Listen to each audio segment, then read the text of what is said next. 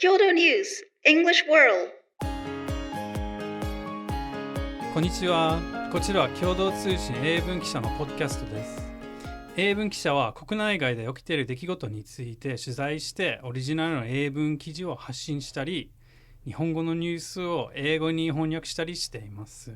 共同通信の英語の記事をテーマにいろんな国から集まる仲間たちと英語と日本語を交えていろいろディスカッションしていけたらと思ってます。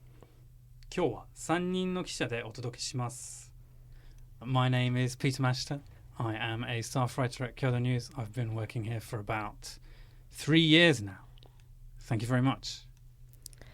Hello everyone, my name is Toma. I've been at Kyodo News for a little over 5 years now. At the office, I am known as a massive bookworm, and today I would like to recommend the nonfiction book Good Morning Monster by Catherine Gildner. よろしくお願いします。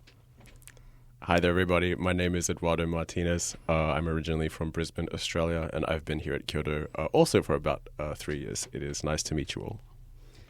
Thank you very much. So for today's episode, we'll be discussing an article about the drama series Shogun, starring Hiroyuki Sanada and Anna Sawai, both of whom I hear won Japan's first Emmy for Best Lead Actor and Actress respectively.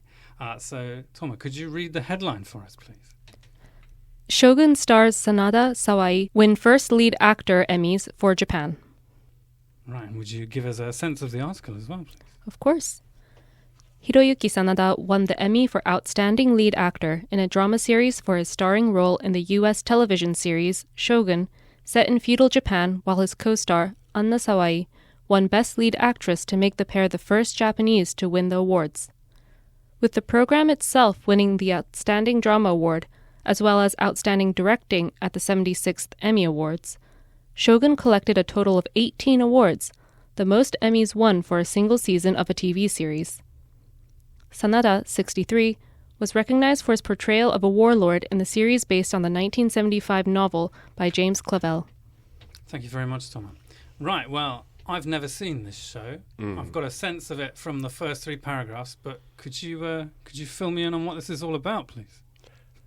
Well, yeah, like Thomas said, it's based on this novel and is set in feudal Japan, largely based on Tokugawa Ieyasu.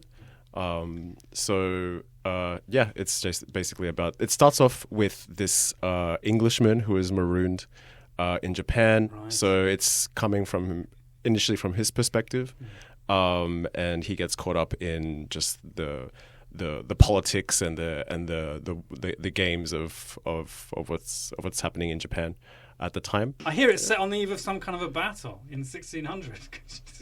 Yeah, the Battle of Sekigahara. Yes. So again, it's modeled after Tokugawa Ieyasu. So I think it's at that period in Japan where it was trying to unify itself. Right. So yeah, it's been described as kind of like a Game of Thrones, but in medieval Japan, without dragons. Without dragons, so there's no magic, unfortunately. It's historically accurate, I guess. Yeah. But it was. I think that's for people who are familiar with both series. I think it's a very accurate description because it is as much as it's about violence and being on the battlefield. It's also about politics and games and making the right move, and it's just very fascinating to watch. The way that they kind of maneuver themselves around the series. Yeah. Lots and lots of scheming. Yes. Yeah. Scheming and plotting.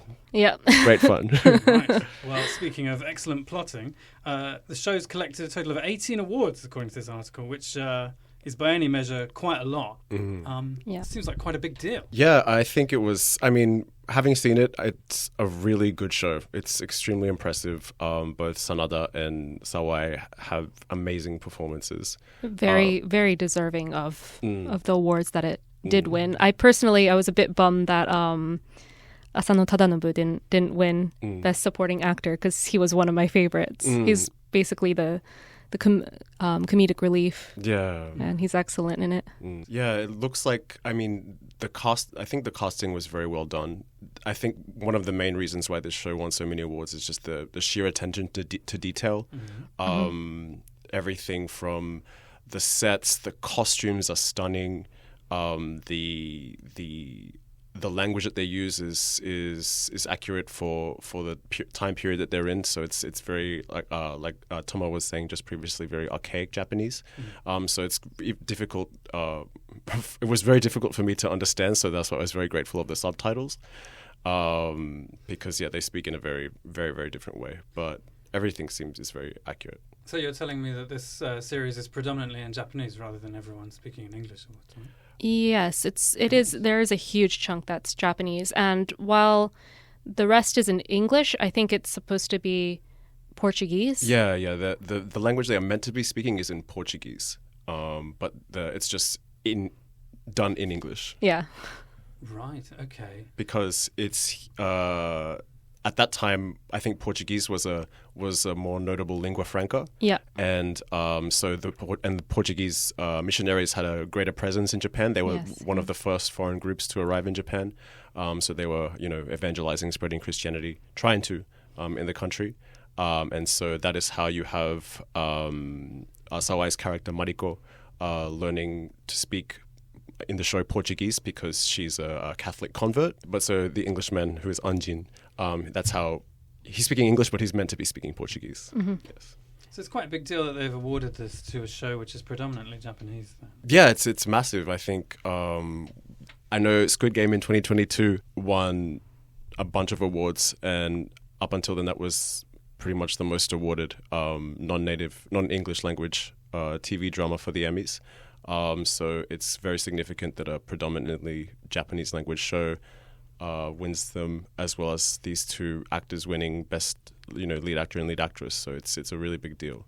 For Sanada's career as well, like he's been in the game for a very, very long time, and I think it's very significant that he's been being recognized for it. Because he also plays a lot of samurai roles as well. Like he's made his Hollywood debut in The Last Samurai in 2003. And so you see that, he's been very consistently playing these kinds of roles. But again, I think that there's something that they did very differently this time that, allowed it to achieve this level of excellence. So Ed mentioned that they've done something very differently this time. What do you think this win means for Japanese drama in general going forward? Well, you mentioned, Peter, before that a lot of, your image of a Japanese actor is, Ken Watanabe. So I think Shogun will open the door for a lot of these actors to play roles in more international films and international works, which is very exciting. Do you think it's a big deal that, I guess Shogun is, the biggest example we have now, but recently there have been other television shows, like you've got Tokyo Vice, you've got Giri Haji. These are also being made available on streaming services, which again have just a much broader appeal. Do you think that these shows could have even existed were it not for like being given that streaming platform? And I think probably not. I think it was I think Japanese dramas are considered very niche. The people, you only watch it if you're interested in it.